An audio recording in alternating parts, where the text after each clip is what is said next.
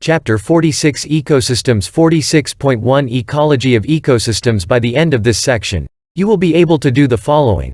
Describe the basic ecosystem types. Explain the methods that ecologists use to study ecosystem structure and dynamics. Identify the different methods of ecosystem modeling.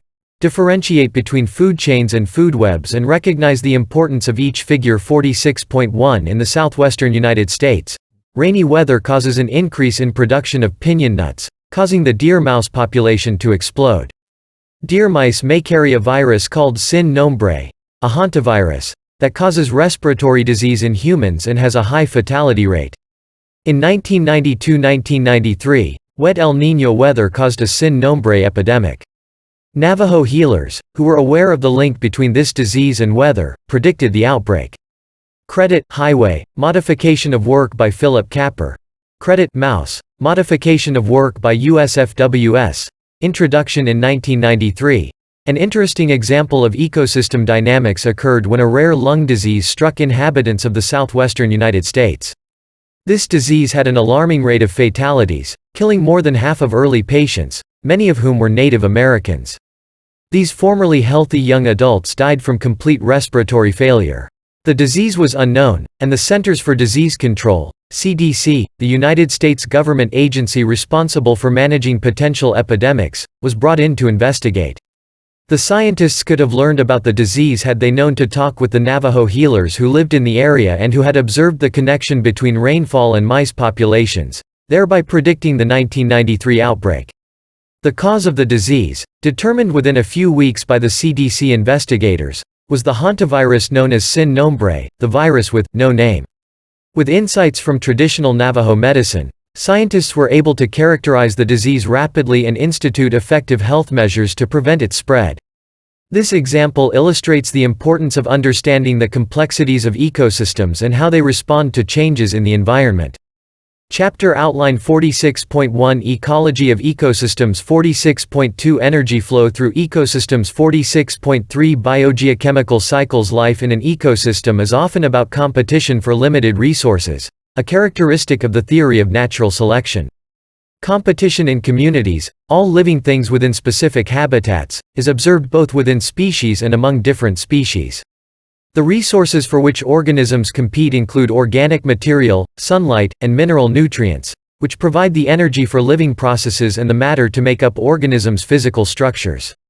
Other critical factors influencing community dynamics are the components of its physical and geographic environment, a habitat's latitude, amount of rainfall, topography, elevation, and available species. These are all important environmental variables that determine which organisms can exist within a particular area. An ecosystem is a community of living organisms and their interactions with their abiotic, non-living environment. Ecosystems can be small, such as the tide pools found near the rocky shores of many oceans, or large, such as the Amazon rainforest in Brazil. Figure 46.2. Figure 46.2a. A tidal pool ecosystem in Matinicus Island in Maine is a small ecosystem, while the B. Amazon rainforest in Brazil is a large ecosystem. Credit A. Modification of work by Tacoma Bibelo, Flickr. Credit B. Modification of work by Ivan Mlinář.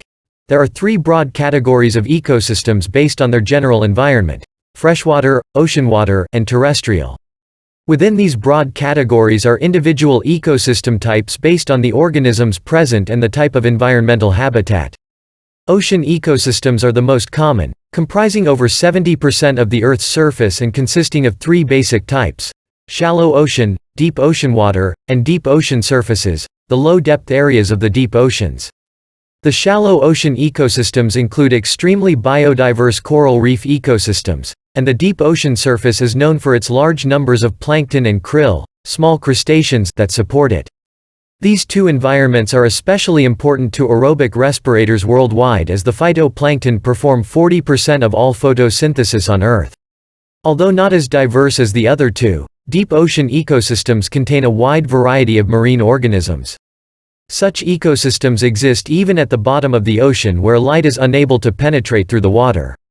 Freshwater ecosystems are the rarest, occurring on only 1.8% of the Earth's surface. Lakes, rivers, streams, and springs comprise these systems.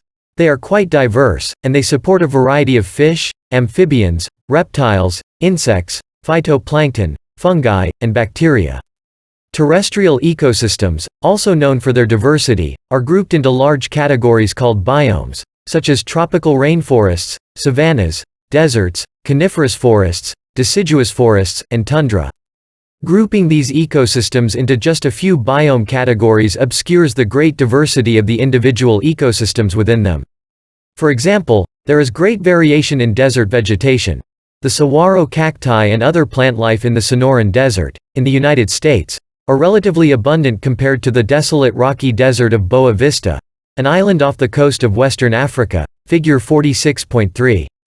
1342 Chapter 46, Ecosystems access for free at OpenStax.org. Figure 46.3 Desert ecosystems, like all ecosystems, can vary greatly. The desert in Saguaro National Park, Arizona, has abundant plant life, while the rocky desert of Boa Vista Island, Cape Verde, Africa, is devoid of plant life. Credit A. Modification of work by J. Galvin. Credit B.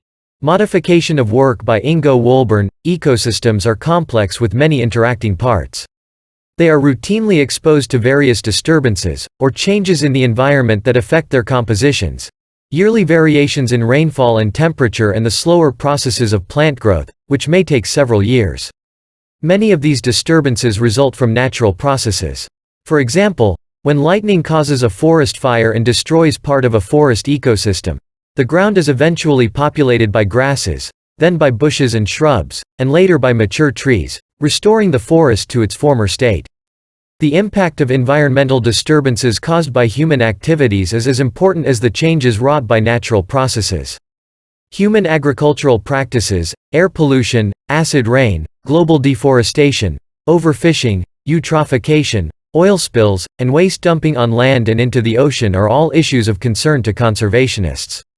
Equilibrium is the steady state of an ecosystem where all organisms are in balance with their environment and with each other. In ecology, two parameters are used to measure changes in ecosystems: resistance and resilience. Resistance is the ability of an ecosystem to remain at equilibrium in spite of disturbances. Resilience is the speed at which an ecosystem recovers equilibrium after being disturbed. Ecosystem resistance and resilience are especially important when considering human impact. The nature of an ecosystem may change to such a degree that it can lose its resilience entirely. This process can lead to the complete destruction or irreversible altering of the ecosystem. Food chains and food webs. The term food chain is sometimes used metaphorically to describe human social situations. Individuals who are considered successful are seen as being at the top of the food chain, consuming all others for their benefit, whereas the less successful are seen as being at the bottom. The scientific understanding of a food chain is more precise than in its everyday usage. In ecology, a food chain is a linear sequence of organisms through which nutrients and energy pass. Primary producers, primary consumers, and higher-level consumers are used to describe ecosystem structure and dynamics. There is a single path through the chain. Each organism in a food chain occupies what is called a trophic level. Depending on their role as producers or consumers, species or groups of species can be assigned to various trophic levels. In many ecosystems, the bottom of the food chain consists of photosynthetic organisms, plants and/or phytoplankton, which are called primary producers. The organisms that consume the primary producers are herbivores, the primary consumers. Secondary consumers are usually carnivores that eat the primary consumers. Tertiary consumers are carnivores that eat other carnivores. Higher-level consumers feed on the next lower trophic levels. And so on, up to the organisms at the top of the food chain, the apex consumers. In the Lake Ontario food chain shown in Figure 46.4, the Chinook salmon is the apex consumer at the top of this food chain.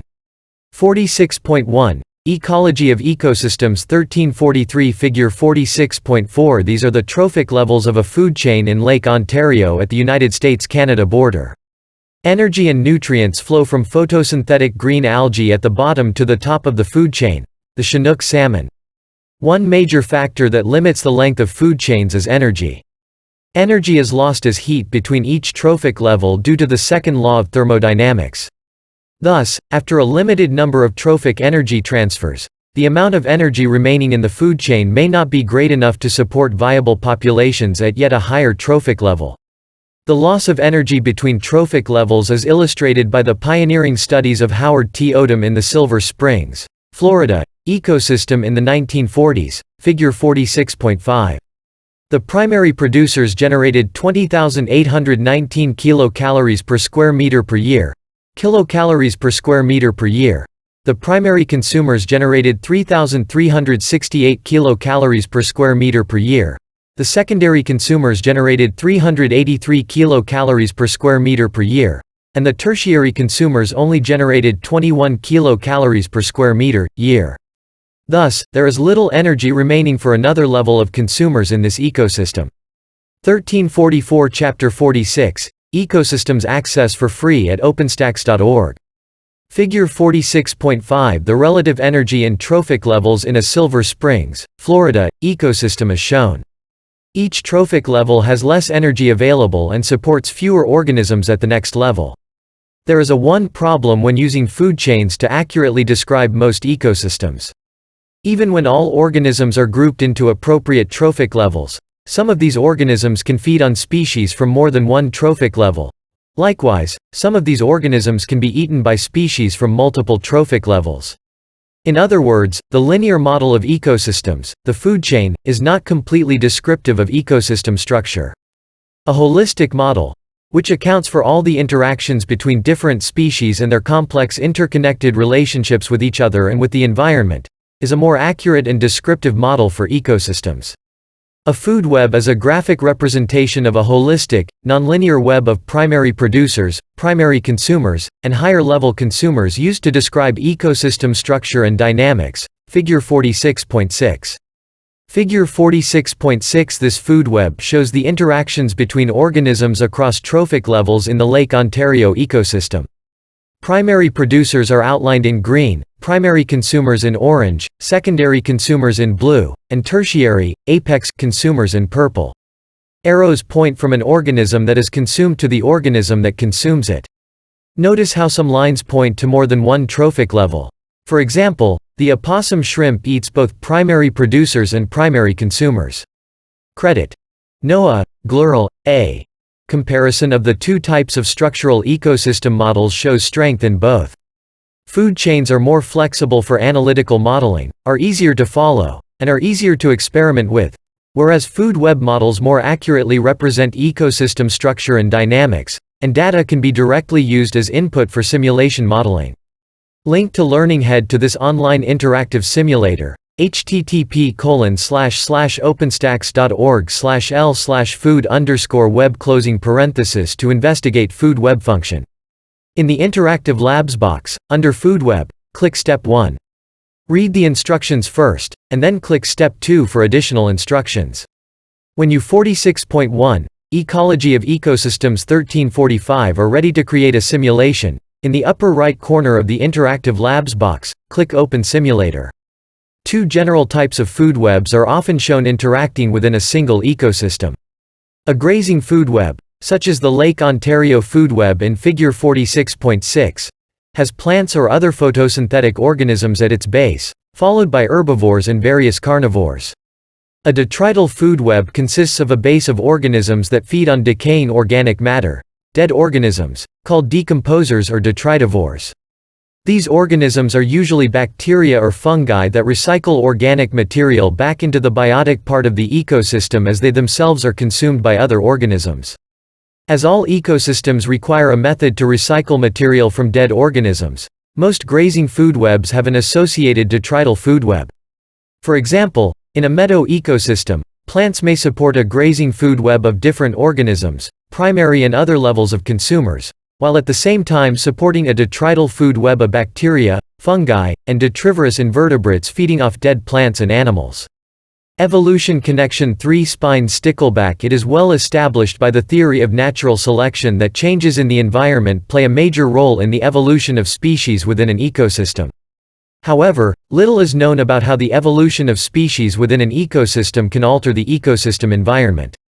In 2009, Dr. Luke Harmon, from the University of Idaho, published a paper that for the first time showed that the evolution of organisms into subspecies can have direct effects on their ecosystem environment. 1. The three-spined stickleback, Gasterosteus aculeatus, is a freshwater fish that evolved from a saltwater fish to live in freshwater lakes about 10,000 years ago, which is considered a recent development in evolutionary time. Figure 46.7.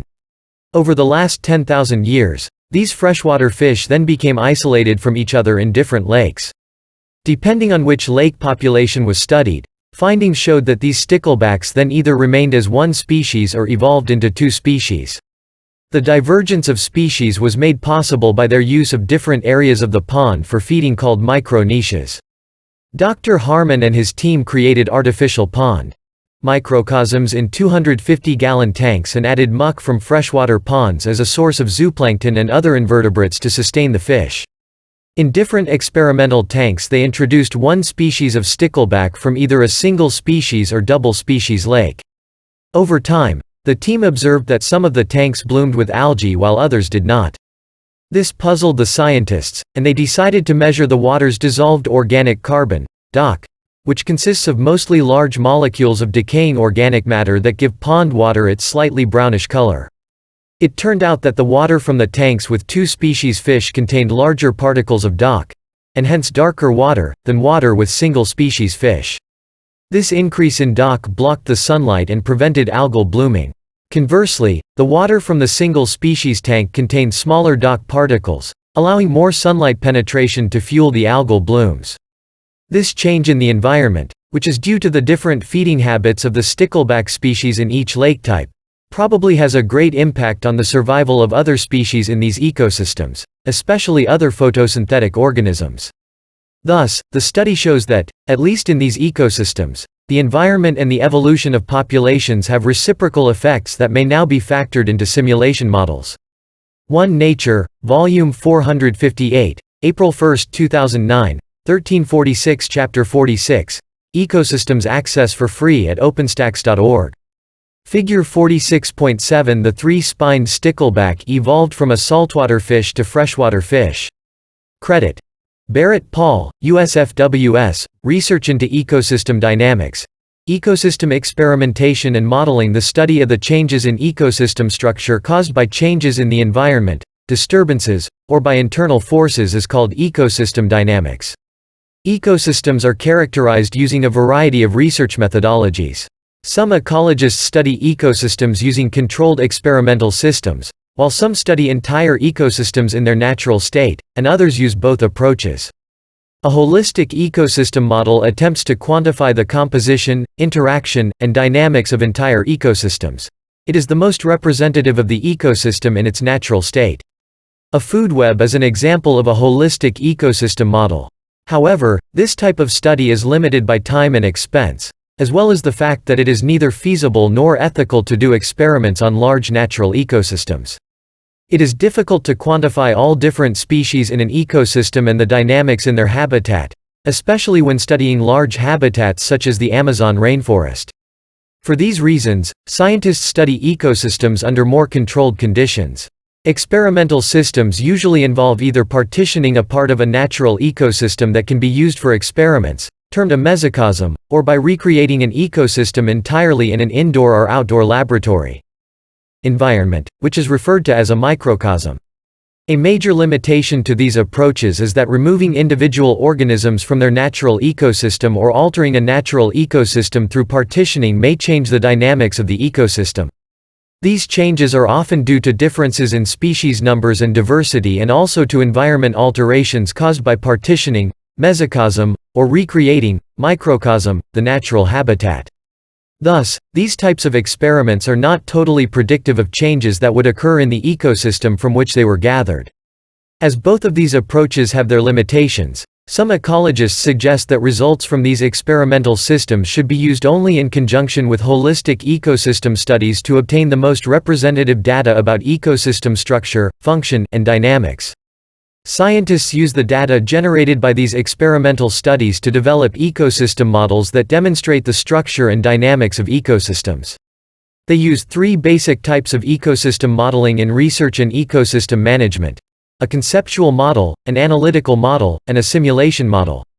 A conceptual model is an ecosystem model that consists of flowcharts to show interactions of different compartments of the living and non-living components of the ecosystem.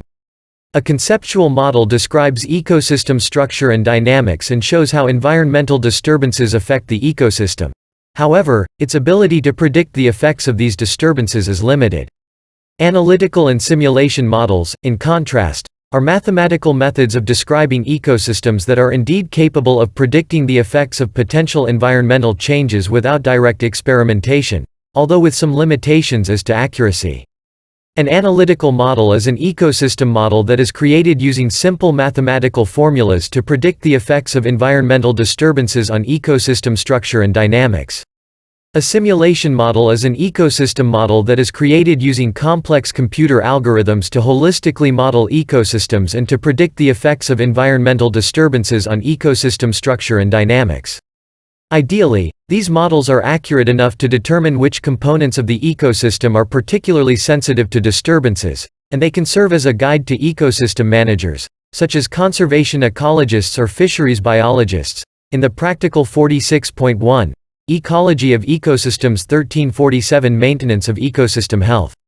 Conceptual models are useful for describing ecosystem structure and dynamics and for demonstrating the relationships between different organisms in a community and their environment. Conceptual models are usually depicted graphically as flowcharts. The organisms and their resources are grouped into specific compartments with arrows showing the relationship and transfer of energy or nutrients between them. Thus, these diagrams are sometimes called compartment models. To model the cycling of mineral nutrients, organic and inorganic nutrients are subdivided into those that are bioavailable, ready to be incorporated into biological macromolecules, and those that are not. For example, in a terrestrial ecosystem near a deposit of coal, carbon will be available to the plants of this ecosystem as carbon dioxide gas in a short-term period, not from the carbon-rich coal itself. However, over a longer period, microorganisms capable of digesting coal will incorporate its carbon or release it as natural gas, methane, CH4, changing this unavailable organic source into an available one. This conversion is greatly accelerated by the combustion of fossil fuels by humans, which releases large amounts of carbon dioxide into the atmosphere. This is thought to be a major factor in the rise of the atmospheric carbon dioxide levels in the industrial age. The carbon dioxide released from burning fossil fuels is produced faster than photosynthetic organisms can use it. This process is intensified by the reduction of photosynthetic trees because of worldwide deforestation. Most scientists agree that high atmospheric carbon dioxide is a major cause of global climate change. Conceptual models are also used to show the flow of energy through particular ecosystems. Figure 46.8 is based on Howard T. Odom's classical study of the Silver Springs, Florida, holistic ecosystem in the mid-20th century. This study shows the energy content and transfer between various ecosystem compartments. Howard T. Odom, Trophic Structure and Productivity of Silver Springs, Florida, Ecological Monographs 27, No. 1, 1957, 47–112. 1348 Chapter 46, Ecosystems Access for Free at OpenStax.org.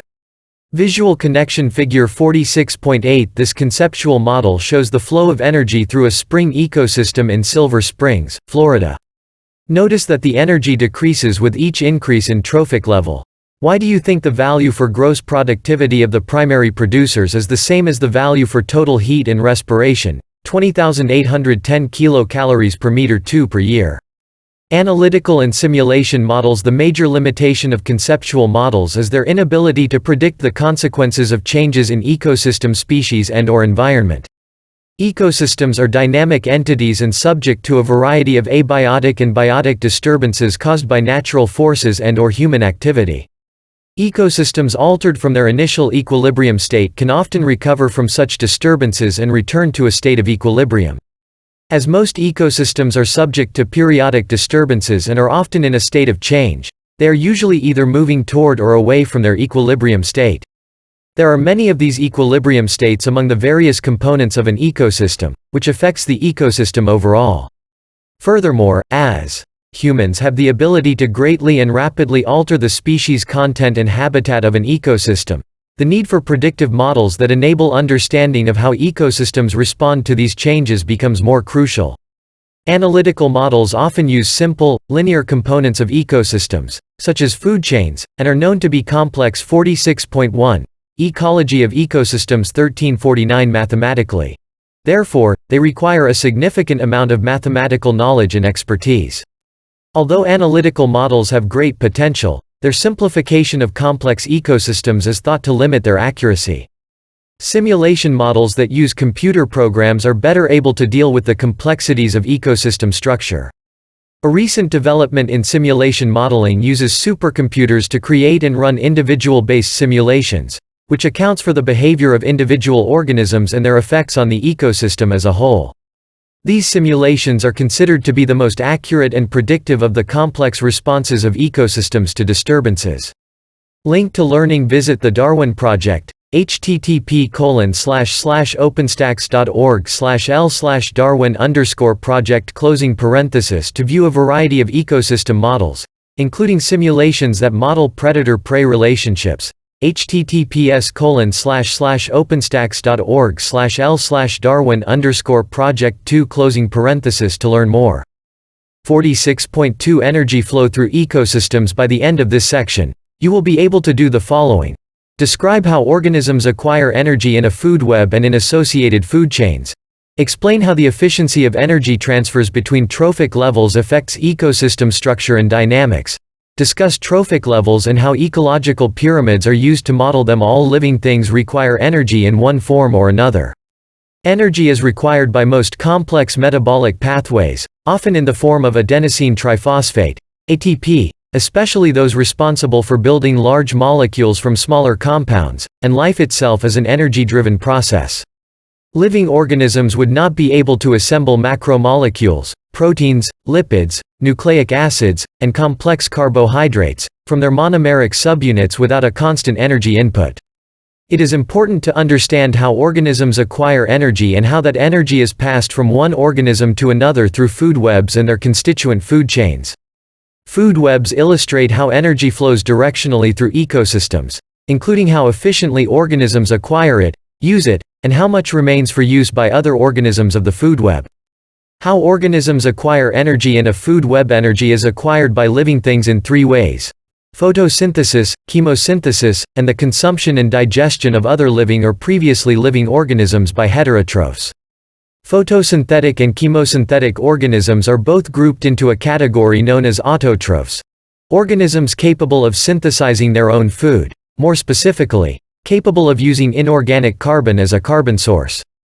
Photosynthetic autotrophs, photoautotrophs, use sunlight as an energy source, whereas chemosynthetic autotrophs, chemoautotrophs, use inorganic molecules as an energy source. Autotrophs are critical for all ecosystems. Without these organisms, energy would not be available to other living organisms and life itself would not be possible. Photoautotrophs, such as plants, algae, and photosynthetic bacteria, serve as the energy source for a majority of the world's ecosystems. These ecosystems are often described by grazing food webs. Photoautotrophs harness the solar energy of the sun by converting it to chemical energy in the form of ATP and NADP. The energy stored in ATP is used to synthesize complex organic molecules, such as glucose. Chemoautotrophs are primarily bacteria that are found in rare ecosystems where sunlight is not available, such as in those associated with dark caves or hydrothermal vents at the bottom of the ocean. Figure 46.9. Many chemoautotrophs in hydrothermal vents use hydrogen sulfide, H2S, which is released from the vents as a source of chemical energy. This allows chemoautotrophs to synthesize complex organic molecules, such as glucose, for their own energy and in turn supplies energy to the rest of the ecosystem. 1350 Chapter 46. Ecosystems access for free at OpenStax.org. Figure 46.9. Swimming shrimp, a few squat lobsters, and hundreds of vent mussels are seen at a hydrothermal vent at the bottom of the ocean. As no sunlight penetrates to this depth, the ecosystem is supported by chemoautotrophic bacteria and organic material that sinks from the ocean's surface. This picture was taken in 2006 at the submerged Nwifuku volcano off the coast of Japan by the National Oceanic and Atmospheric Administration, NOAA. The summit of this highly active volcano lies 1,535 meters below the surface. Productivity within trophic levels. Productivity within an ecosystem can be defined as the percentage of energy entering the ecosystem incorporated into biomass in a particular trophic level. Biomass is the total mass, in a unit area at the time of measurement, of living or previously living organisms within a trophic level. Ecosystems have characteristic amounts of biomass at each trophic level. For example, in the English Channel ecosystem, the primary producers account for a biomass of 4 grams per square meter, while the primary consumers exhibit a biomass of 21 grams per square meter. The productivity of the primary producers is especially important in any ecosystem because these organisms bring energy to other living organisms by photoautotrophy or chemoautotrophy. The rate at which photosynthetic primary producers incorporate energy from the sun is called gross primary productivity. An example of gross primary productivity is shown in the compartment diagram of energy flow within the Silver Springs aquatic ecosystem as shown, figure 46.8. In this ecosystem, the total energy accumulated by the primary producers, gross primary productivity, was shown to be 20,810 kilocalories per square meter, year. Because all organisms need to use some of this energy for their own functions, like respiration and resulting metabolic heat loss, scientists often refer to the net primary productivity of an ecosystem. Net primary productivity is the energy that remains in the primary producers after accounting for the organism's respiration and heat loss. The net productivity is then available to the primary consumers at the next trophic level. In our Silver Springs example, 13,187 of the 20,810 kilocalories per square meter per year were used for respiration or were lost as heat, leaving 7,633 kilocalories per square meter per year of energy for use by the primary consumers. Ecological efficiency. The transfer of energy between trophic levels as illustrated in figure 46.8. As energy flows from primary producers through the various trophic levels, the ecosystem loses large amounts of energy. The main reason for this loss is the second law of thermodynamics, which states that whenever energy is converted from one form to another, there is a tendency toward disorder, entropy, in the system. In biologic systems, this energy takes the form of metabolic heat, which is lost when the organisms consume other organisms. In the Silver Springs ecosystem example, figure 46.8, we see that the primary consumers produced 1103 kilocalorie per square meter per year from the 7,618 kilocalories per square meter per year of energy available to them from the primary producers. The measurement of energy transfer efficiency between two successive trophic levels is termed the trophic level transfer efficiency, TLTE, and is defined by the formula. In Silver Springs, the TLTE between the first two trophic levels was approximately 14.8%. The low efficiency of energy 46.2, energy flow through ecosystems 1351 transfer between trophic levels is usually the major factor that limits the length of food chains observed in a food web. The fact is, after 4 to 6 energy transfers, there is not enough energy left to support another trophic level. In the Lake Ontario example shown in figure 46.6, only 3 energy transfers occurred between the primary producer, green algae, and the apex consumer, Chinook salmon. Ecologists have many different methods of measuring energy transfers within ecosystems. Measurement difficulty depends on the complexity of the ecosystem and how much access scientists have to observe the ecosystem. In other words, some ecosystems are more difficult to study than others, and sometimes the quantification of energy transfers has to be estimated. Other parameters are important in characterizing energy flow within an ecosystem. Net production efficiency, NPE, allows ecologists to quantify how efficiently organisms of a particular trophic level incorporate the energy they receive into biomass. It is calculated using the following formula. Net consumer productivity is the energy content available to the organisms of the next trophic level. Assimilation is the biomass, energy content generated per unit area, of the present trophic level after accounting for the energy lost due to incomplete ingestion of food, energy used for respiration, and energy lost as waste. Incomplete ingestion refers to the fact that some consumers eat only a part of their food.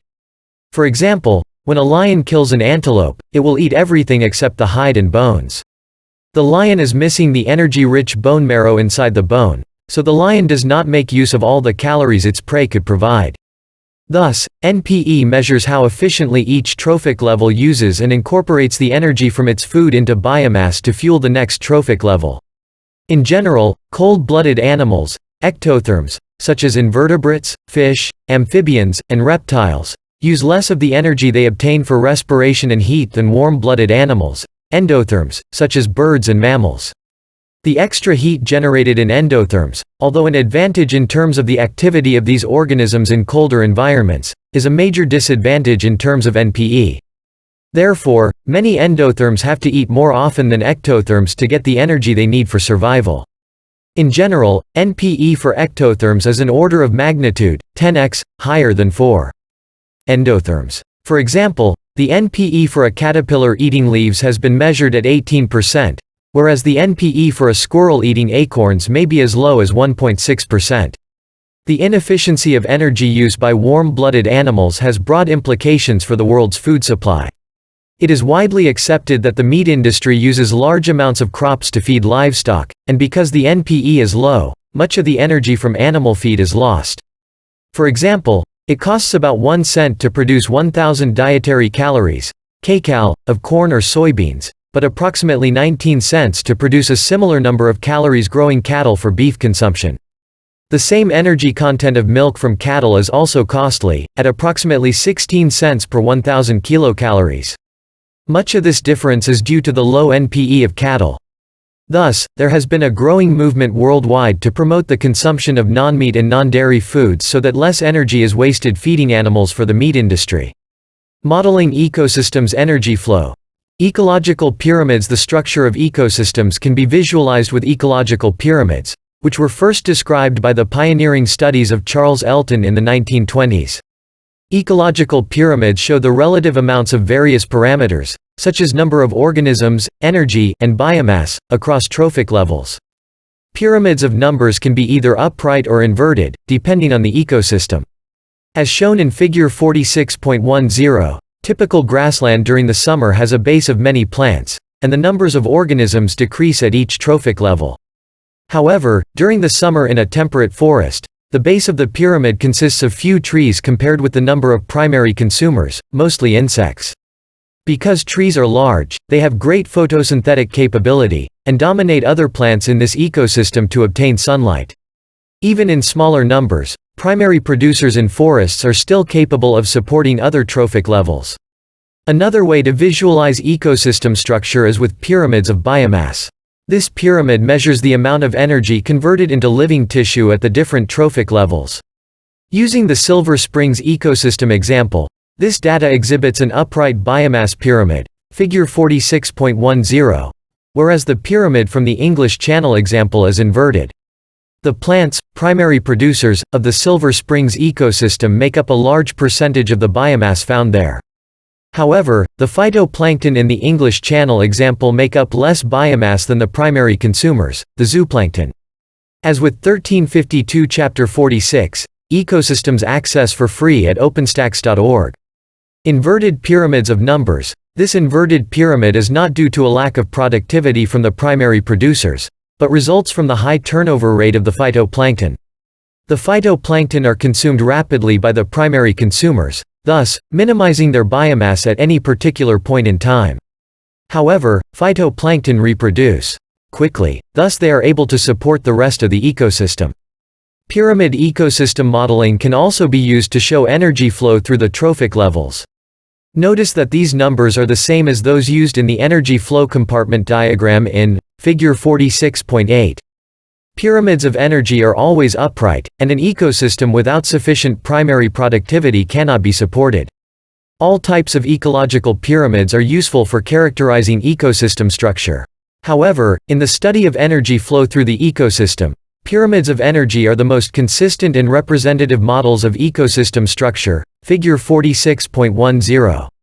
Visual connection. Figure 46.10. Ecological pyramids depict the A. biomass, B. number of organisms, and c. energy in each trophic level. Pyramids depicting the number of organisms or biomass may be inverted, upright, or even diamond-shaped. Energy pyramids, however, are always upright. Why? Consequences of food webs. Biological magnification. One of the most important environmental consequences of ecosystem dynamics is biomagnification. Biomagnification is the increasing concentration of persistent, toxic substances in organisms at each trophic level, from the primary producers to the apex consumers. Many substances have been shown to bioaccumulate, including the pesticide dichlorodiphenyltrichloroethane, DDT, which was described in the 1960s bestseller, Silent Spring, by Rachel Carson. DDT was a commonly used pesticide before its dangers became known. In some aquatic ecosystems, organisms from each trophic level consumed many organisms of the lower level, which caused DDT to increase in birds, apex consumers, that ate fish. Thus, the birds accumulated sufficient amounts of DDT to cause fragility in their eggshells. This effect increased egg breakage during nesting and was shown to have adverse effects on these bird populations. The use of DDT was banned in the United States in the 1970s. Other substances that biomagnify are polychlorinated biphenyls, PCBs, which were used in coolant liquids in the United States until their use was banned in 1979, and heavy metals, such as mercury, lead, and cadmium. These substances were best studied. 46.2 Energy flow through ecosystems. 1353 In aquatic ecosystems, where fish species at different trophic levels accumulate toxic substances brought through the ecosystem by the primary producers. As illustrated in a study performed by the National Oceanic and Atmospheric Administration, NOAA, in the Saginaw Bay of Lake Huron, figure 46.11, PCB concentrations increased from the ecosystem's primary producers, phytoplankton, through the different trophic levels of fish species. The apex consumer, walleye, has more than 4 times the amount of PCBs compared to phytoplankton. Also, based on results from other studies, birds that eat these fish may have PCB levels at least 1 order of magnitude higher than those found in the lake fish. Figure 46.11 This chart shows the PCB concentrations found at the various trophic levels in the Saginaw Bay ecosystem of Lake Huron. Numbers on the x-axis reflect enrichment with heavy isotopes of nitrogen, 15N, which is a marker for increasing trophic level. Notice that the fish in the higher trophic levels accumulate more PCBs than those in lower trophic levels. Credit: Patricia Van Hoof, NOAA, GLERL. Other concerns have been raised by the accumulation of heavy metals, such as mercury and cadmium, in certain types of seafood. The United States Environmental Protection Agency, EPA, recommends that pregnant women and young children should not consume any swordfish, shark, king mackerel, or tilefish because of their high mercury content. These individuals are advised to eat fish low in mercury: salmon, tilapia, shrimp, pollock, and catfish. Biomagnification is a good example of how ecosystem dynamics can affect our everyday lives, even influencing the food we eat. 46.3 Biogeochemical cycles. By the end of this section, you will be able to do the following: discuss the biogeochemical cycles of water, carbon, nitrogen, phosphorus, and sulfur. Explain how human activities have impacted these cycles and the potential consequences for Earth. Energy flows directionally through ecosystems, entering as sunlight, or inorganic molecules for chemoautotrophs, and leaving as heat during the many transfers between trophic levels. However, the matter that makes up living organisms is conserved and recycled. The 6 most common elements associated with organic molecules, carbon, nitrogen, hydrogen, oxygen, phosphorus, and sulfur, take a variety of chemical forms and may exist for long periods in the atmosphere, on land, in water, or beneath the Earth's surface. Geologic processes, such as weathering, erosion, water drainage, and the subduction of the continental plates, all play a role in this recycling of materials. Because geology and chemistry have major roles in the study of this process, the recycling of inorganic matter between living organisms and their environment is called a biogeochemical cycle. Water contains hydrogen and oxygen, which is essential to all living processes. The hydrosphere is the area of the Earth where water movement and storage occurs. On or beneath the surface, water occurs in liquid or solid form in rivers, lakes, oceans, groundwater, polar ice caps, and glaciers.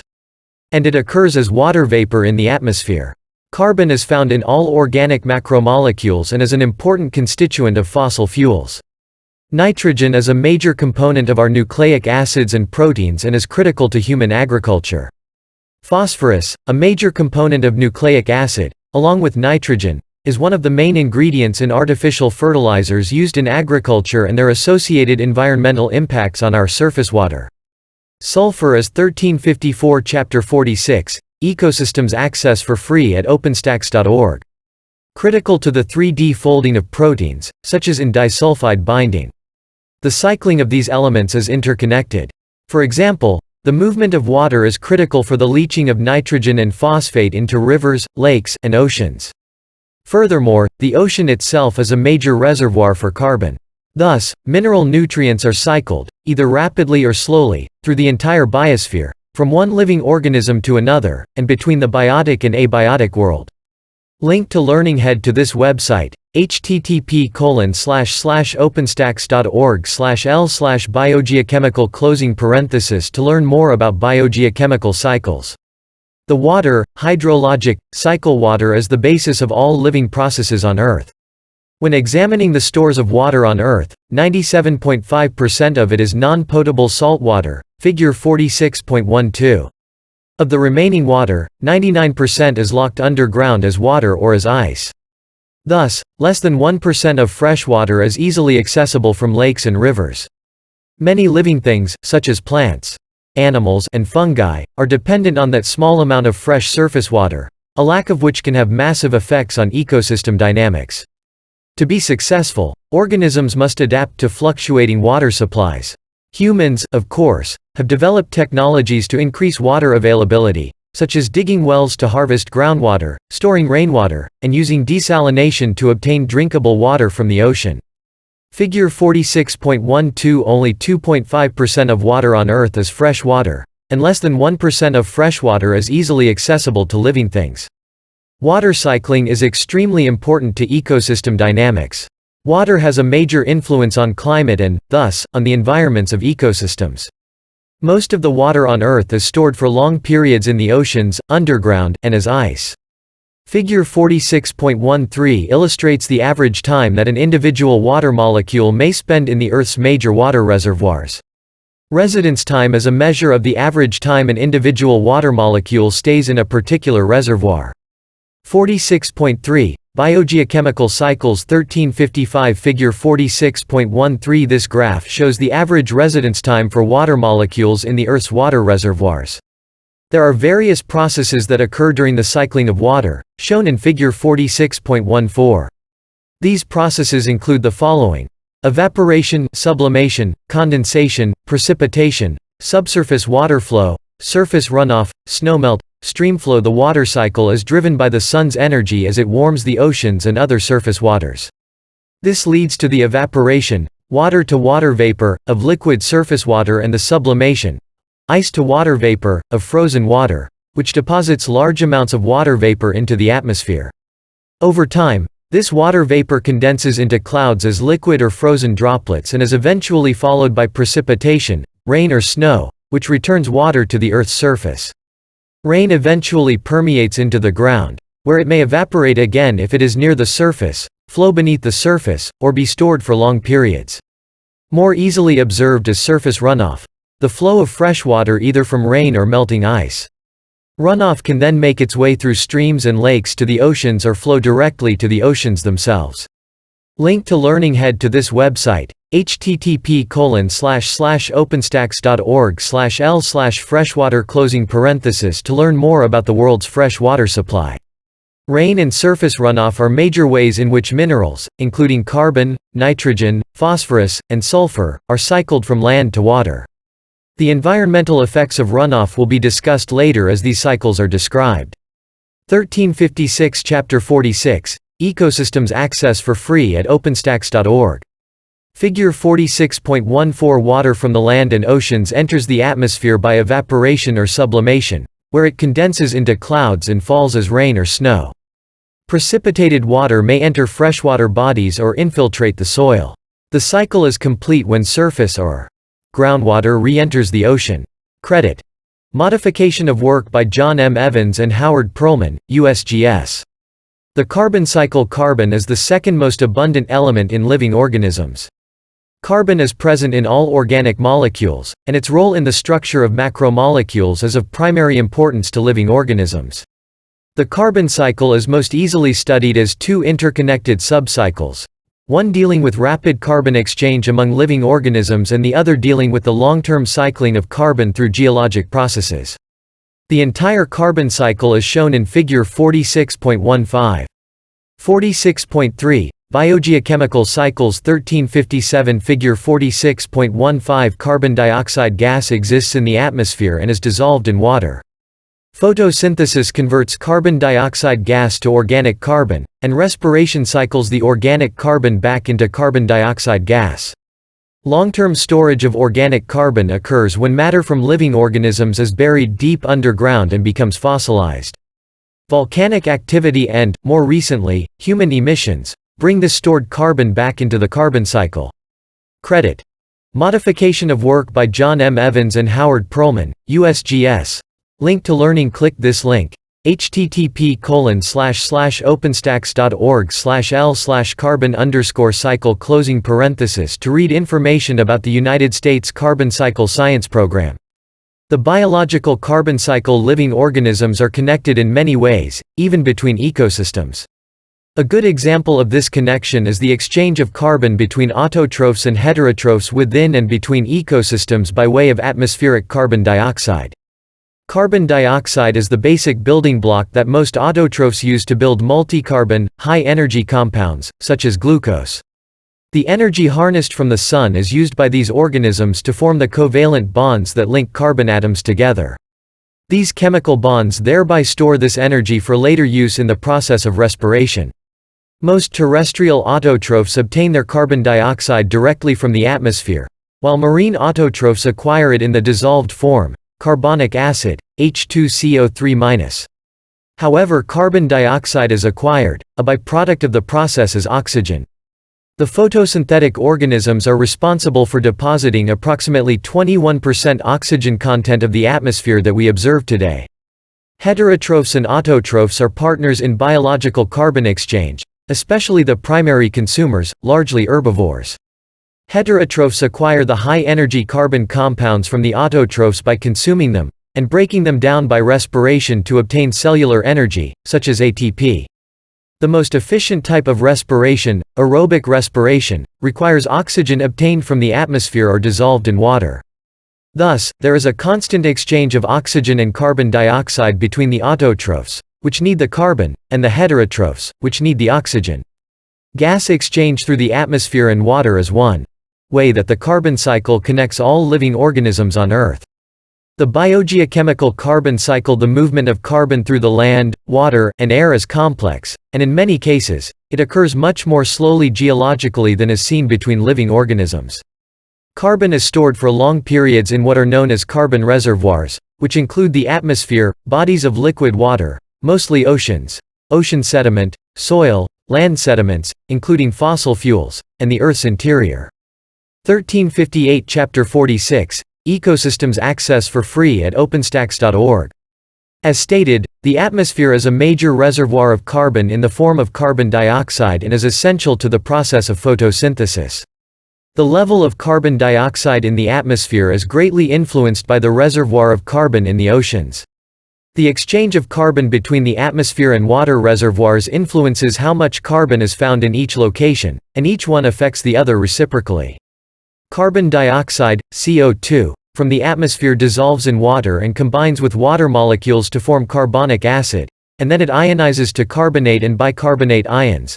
Figure 46.16. Figure 46.16. Carbon dioxide reacts with water to form bicarbonate and carbonate ions. The equilibrium coefficients are such that more than 90% of the carbon in the ocean is found as bicarbonate ions. Some of these ions combine with seawater calcium to form calcium carbonate, CaCO3, a major component of marine organism shells. These organisms eventually form sediments on the ocean floor. Over geologic time, the calcium carbonate forms limestone, which comprises the largest carbon reservoir on Earth. On land, Carbon is stored in soil as a result of the decomposition of living organisms, by decomposers, or from weathering of terrestrial rock and minerals.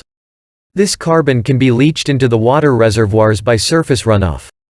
Deeper underground, on land and at sea, are fossil fuels, the anaerobically decomposed remains of plants that take millions of years to form. Fossil fuels are considered a non-renewable resource because their use far exceeds their rate of formation. A non-renewable resource, such as fossil fuel, is either regenerated very slowly or not at all.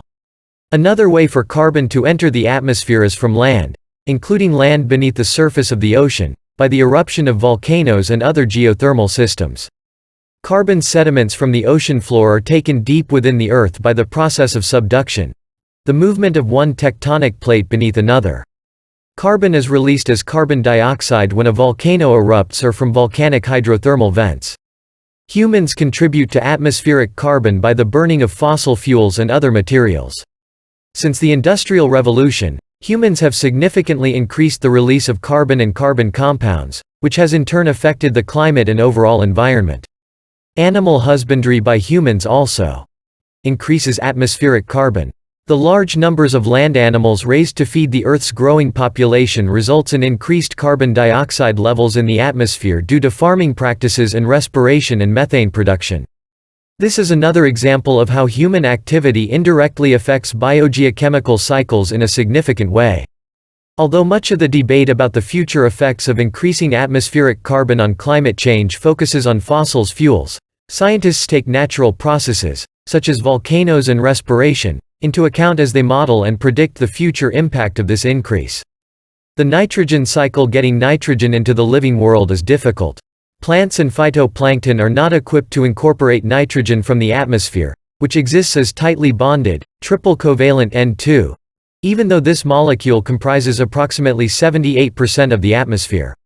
Nitrogen enters the living world via free-living and symbiotic bacteria, which incorporate nitrogen into their macromolecules through nitrogen fixation, conversion of N2. Cyanobacteria live in most aquatic ecosystems where sunlight is present. They play a key role in nitrogen fixation.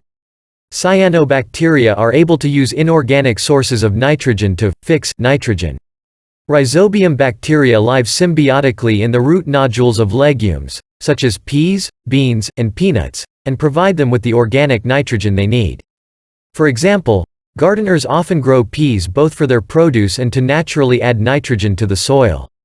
This practice goes back to ancient times, even if the science has only been recently understood. Free-living bacteria, such as Azotobacter, are also important nitrogen fixers.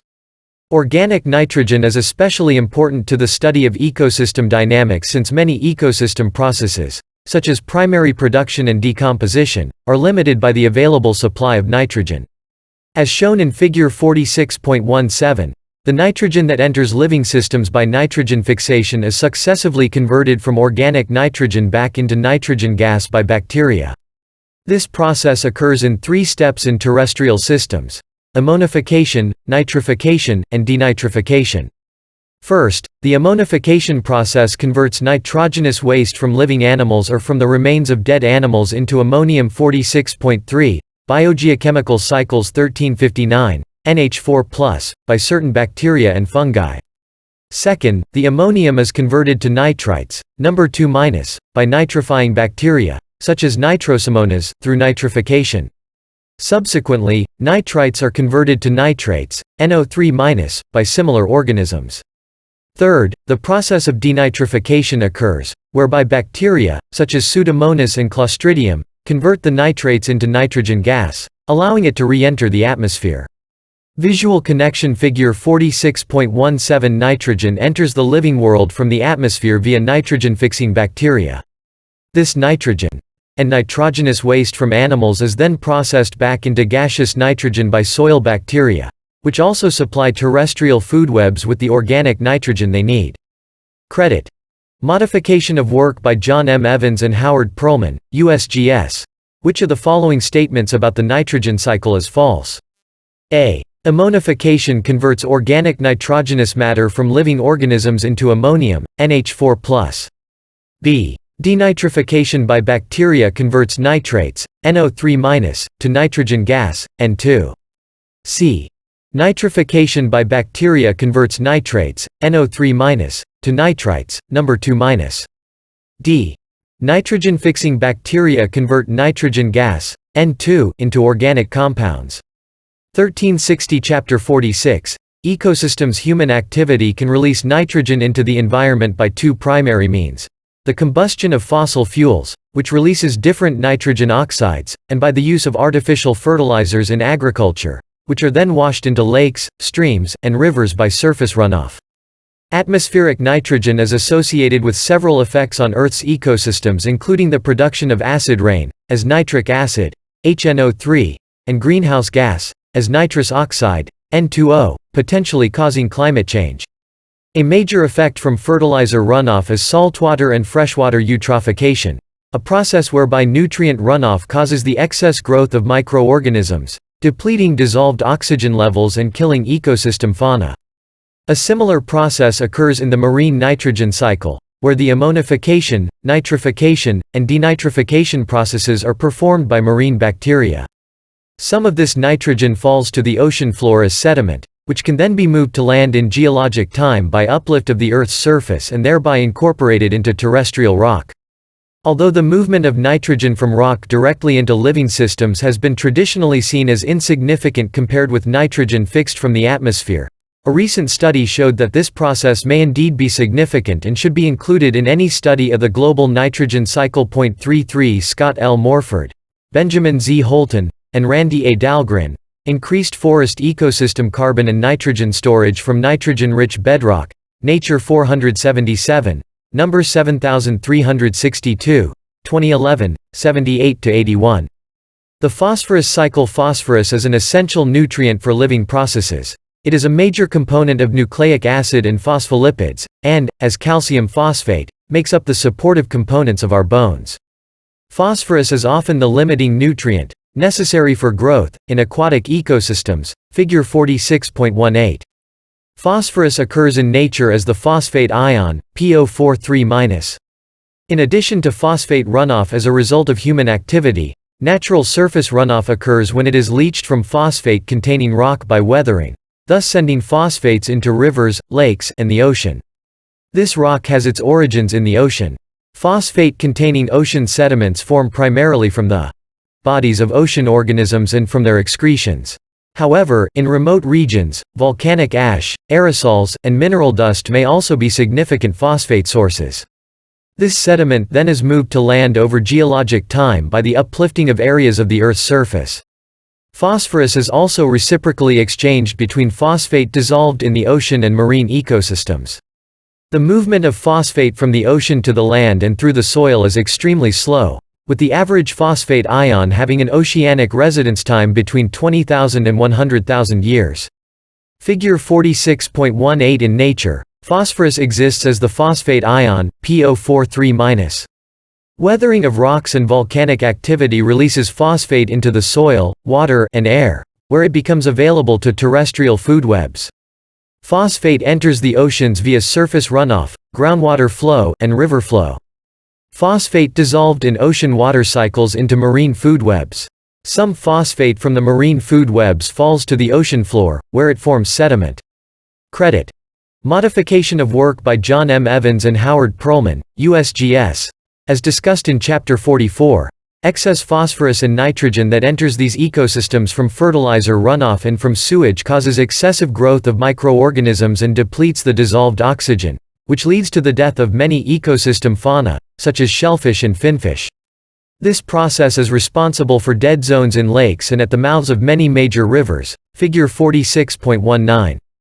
46.3. Biogeochemical cycles. 1361. Figure 46.19. Dead zones occur when phosphorus and nitrogen from fertilizers cause excessive growth of microorganisms, which depletes oxygen and kills fauna.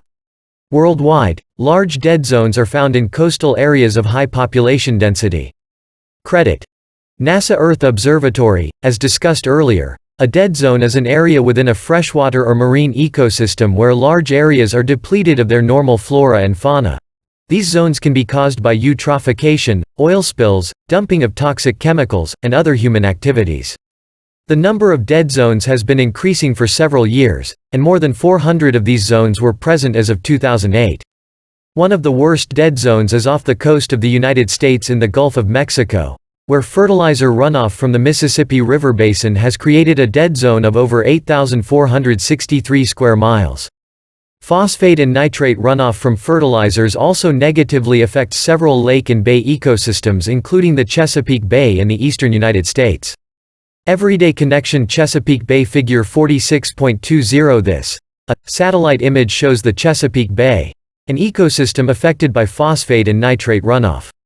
A.B., member of the Army Corps of Engineers, holds a clump of oysters being used as a part of the oyster restoration effort in the bay. Credit A. Modification of work by NASA, MODIS. Credit B. Modification of work by U.S. Army, 1362 Chapter 46, Ecosystems Access for Free at OpenStax.org. The sulfur cycle. Sulfur is an essential element for the macromolecules of living things. As a part of the amino acid cysteine, it is involved in the formation of disulfide bonds within proteins, which help to determine their 3D folding patterns, and hence their functions. As shown in Figure 46.21, sulfur cycles between the oceans, land, and atmosphere. Atmospheric sulfur is found in the form of sulfur dioxide, SO2, and enters the atmosphere in three ways: from the decomposition of organic molecules, from volcanic activity and geothermal vents, and from the burning of fossil fuels by humans. The Chesapeake Bay has long been valued as one of the most scenic areas on Earth. It is now in distress and is recognized as a declining ecosystem. In the 1970s, the Chesapeake Bay was one of the first ecosystems to have identified dead zones, which continue to kill many fish and bottom-dwelling species, such as clams, oysters, and worms. Several species have declined in the Chesapeake Bay due to surface water runoff containing excess nutrients from artificial fertilizer used on land. The source of the fertilizers, with high nitrogen and phosphate content, is not limited to agricultural practices. There are many nearby urban areas and more than 150 rivers and streams empty into the bay that are carrying fertilizer runoff from lawns and gardens. Thus, the decline of the Chesapeake Bay is a complex issue and requires the cooperation of industry, agriculture, and everyday homeowners. Of particular interest to conservationists is the oyster population. It is estimated that more than 200,000 acres of oyster reefs existed in the bay in the 1700s, but that number has now declined to only 36,000 acres. Oyster harvesting was once a major industry for Chesapeake Bay, but it declined 88% between 1982 and 2007. This decline was due not only to fertilizer runoff and dead zones but also to overharvesting. Oysters require a certain minimum population density because they must be in close proximity to reproduce. Human activity has altered the oyster population and locations, greatly disrupting the ecosystem. The restoration of the oyster population in the Chesapeake Bay has been ongoing for several years with mixed success. Not only do many people find oysters good to eat, but they also clean up the bay. Oysters are filter feeders, and as they eat, they clean the water around them. In the 1700s, it was estimated that it took only a few days for the oyster population to filter the entire volume of the bay. Today, with changed water conditions, it is estimated that the present population would take nearly a year to do the same job. Restoration efforts have been ongoing for several years by nonprofit organizations, such as the Chesapeake Bay Foundation. The restoration goal is to find a way to increase population density so the oysters can reproduce more efficiently. Many disease-resistant varieties, developed at the Virginia Institute of Marine Science for the College of William and Mary, are now available and have been used in the construction of experimental oyster reefs. Efforts to clean and restore the bay by Virginia and Delaware have been hampered because much of the pollution entering the bay comes from other states, which stresses the need for interstate cooperation to gain successful restoration. The new, hardy oyster strains have also spawned a new and economically viable industry, oyster aquaculture, which not only supplies oysters for food and profit, but also has the added benefit of cleaning the bay. 46.3. Biogeochemical cycles 1363 Figure 46.21 Sulfur dioxide from the atmosphere becomes available to terrestrial and marine ecosystems when it is dissolved in precipitation as weak sulfurous acid or when it falls directly to the earth as fallout. Weathering of rocks also makes sulfates available to terrestrial ecosystems. Decomposition of living organisms returns sulfates to the ocean, soil, and atmosphere. Credit: modification of work by John M. Evans and Howard Perlman, USGS. On land, sulfur is deposited in four major ways: precipitation, direct fallout from the atmosphere, rock weathering, and geothermal vents. Figure 46.21. Atmospheric sulfur is found in the form of sulfur dioxide, SO2, and as rain falls through the atmosphere, sulfur is dissolved in the form of weak sulfurous acid, H2SO3. Sulfur can also fall directly from the atmosphere in a process called fallout. Also, the weathering of sulfur-containing rocks releases sulfur into the soil. These rocks originate from ocean sediments that are moved to land by the geologic uplifting of ocean sediments. Terrestrial ecosystems can then make use of these soil sulfates, and upon the death and decomposition of these organisms, release the sulfur back into the atmosphere as hydrogen sulfide, H2S, gas. Figure 46.22. At this sulfur vent in Lassen Volcanic National Park in northeastern California, the yellowish sulfur deposits are visible near the mouth of the vent. 1364 Chapter 46, Ecosystems Access for Free at OpenStax.org.